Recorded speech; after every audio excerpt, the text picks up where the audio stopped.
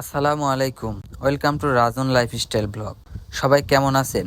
আশা করি সবাই ভালোই আছে। আজকে গিয়েছিলাম হরিপুর হাটে। এই হাটটি পাবনা জেলার চাটমোহর উপজেলার হরিপুর ইউনিয়ন পরিষদ মাঠ চত্বরে অবস্থিত। এটি চাটমোহর উপজেলার একটি জনপ্রিয় হাটও বলা চলে, কেননা অনেক দূর দূরান্তের লোক এই হরিপুর হাটে আসেন। তারা নিজেরাই বলেন এই হাটে অনেক সুযোগ সুবিধা, চলাফেরা থেকে শুরু করে রসুন বিক্রি করেও সুবিধা পান, কেননা অনেক দূর দূরান্তের ব্যাপারীও এই হাটে আসেন। রসুনের হাটটি যেহেতু হরিপুর ইউনিয়ন পরিষদ মাঠ চত্বরে হয়, যার জন্য জায়গা নিয়ে কোনো সমস্যা হয় না। গাড়ি চলাচলের জন্যও বিকল্প রাস্তা রয়েছে, যার জন্য জ্যামও হয় না। এক পাশ দিয়ে গাড়ি ঢোকানো হয়, আরেক পাশ দিয়ে বের করা হয়। কিন্তু আজকে হঠাৎ বৃষ্টির কারণে রসুনের হাটের অবস্থা খারাপ।